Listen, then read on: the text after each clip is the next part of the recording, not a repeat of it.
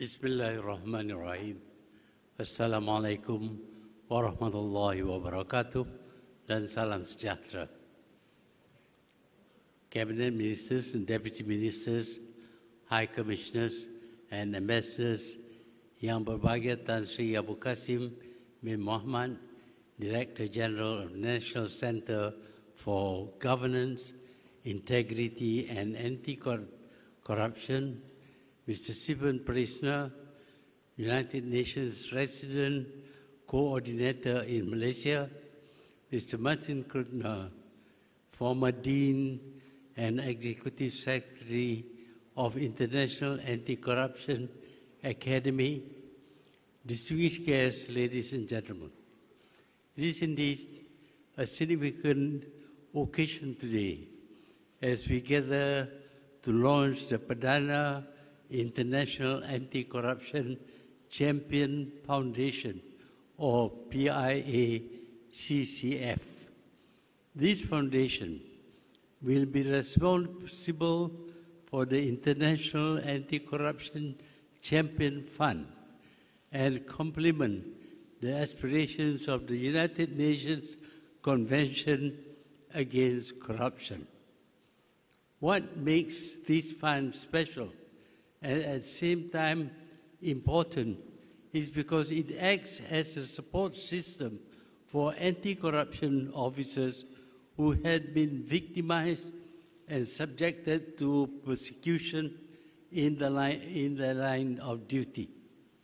We know that combating and exposing corruption are very dangerous, and the world have witnessed many of those who attempted to do so paid dearly, even with their lives. Obviously, those who involve themselves in corruption are powerful and rich, and their objective are to be for more power and wealth, and they have the means and the resources to punish and stop those who attempt to put an end to their shenanigans. Ladies and gentlemen, we are here to tell the world that all the anti-corruption officers who had paid heavy prices in the course of their duty are our champions and our heroes. I would like to take this opportunity to acknowledge the contributions of former Attorney General Tan Sri Abdul Ghani bin Patil, former Governor of the Central Bank of Malaysia, Tan Sri Dr. Zeti Akhtar Aziz, and former Chief Commissioner of Malaysian Anti-Corruption Commission, Datuk Sri Muhammad Shukri Abdul, in exposing the One Malaysia Development Berhad scandal. It is a significant case as it became the turning point of Malaysia's political direction and sparked an awakening among Malaysians. Their collective courage and determination brought a kleptocratic regime to its feet in an unprecedented show of people's power. I would also like to express my utmost regards for all the men and women across the globe who had given their time, lives, and commitment in putting an end to the corruption scourge. Tonight, we are here to honor two brave officers who paid heavy prices in their efforts to combat corruption. They will be recipients of the Perdana International Anti-Corruption Champion 2020 Award. The first recipient is Mr. Anthony Kevin Morris, a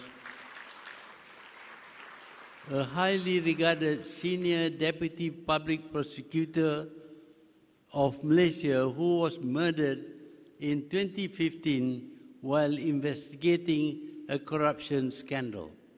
The second recipient is Mr. Novel Baswedan, an officer of Komisi Pemberantasan Korupsi Indonesia. During one of his investigations in June 2016, he had acid thrown at him, leaving him partially blind. Indeed, there are many other brave officers who had suffered in upholding their integrity. To them, the awards to Mr. Morris and Mr. Baswedan symbolizes our appreciation to all of them. Excellencies, ladies and gentlemen, in 2003, the United Nations Convention Against Corruption became the first global treaty to recognize the need for specialized anti-corruption bodies that will focus on prevention, coordination, and education in relation to corruption, and to investigate and prosecute corruption. It requires that the ACA be granted the necessary independence in accordance with the fundamental principles of the legal system of the state party to be able to carry out their functions effectively and without any undue influence. Consequently, in 2012, anti-corruption experts of the UN and other organizations, including the Komisi Pemberantasan Korupsi, that had introduced and endorsed the Jakarta Statement on Principles for Anti-Corruption Agencies, which set out 16 principles providing a detailed guidance on the United Nations Convention Against Corruption concept of necessary independence of an anti-corruption body.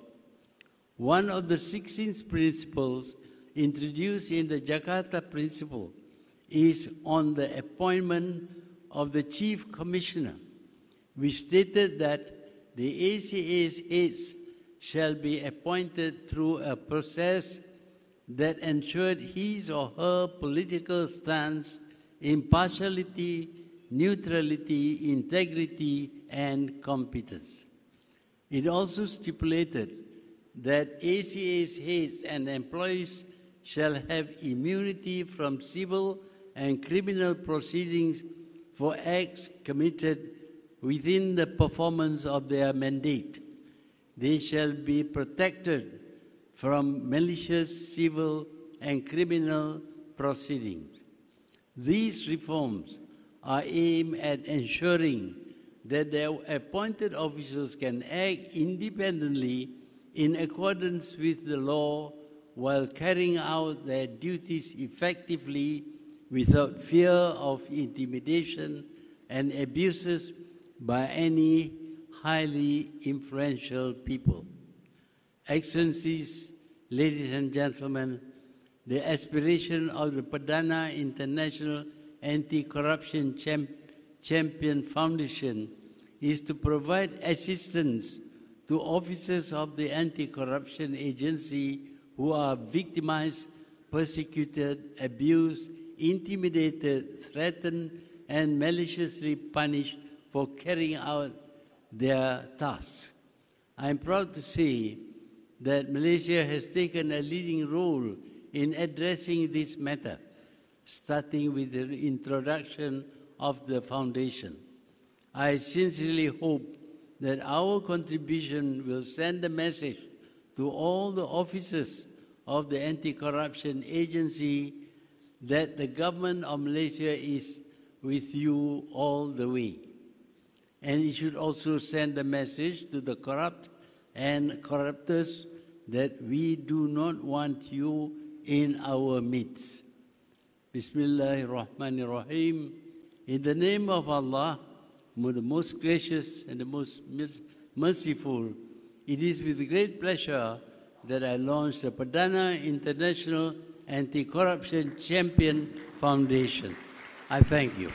Thank you very much, Yang Amat Berhormat. We request Yang Amat Berhormat kindly remain on stage, and we invite Yang Berbahagia Tan Sri Haji Abu Qasim Muhammad to join the Honourable Prime Minister on stage for the launch of the Perdana International Anti-Corruption Champion Foundation. Yang Amat Berhormat, kindly place your palm on the launch pad at the count of 3. 1, 2, 3.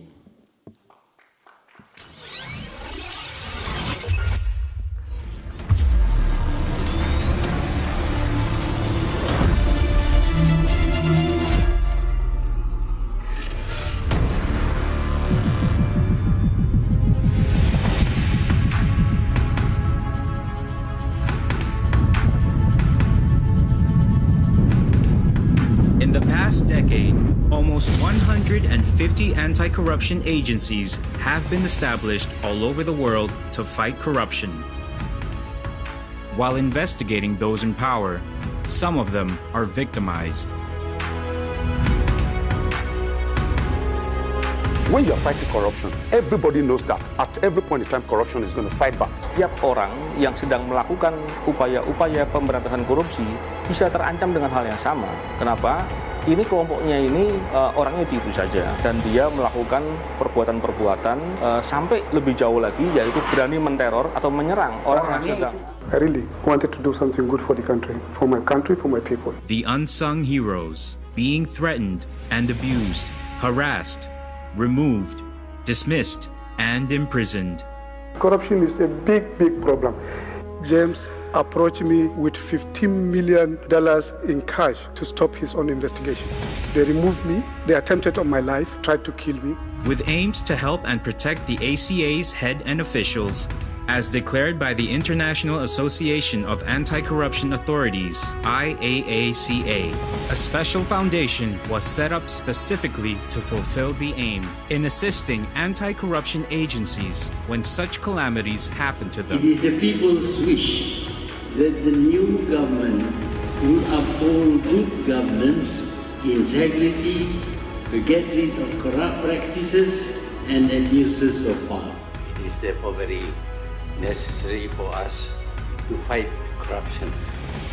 Malaysia proudly announces the launching of Perdana International Anti-Corruption Champion Fund.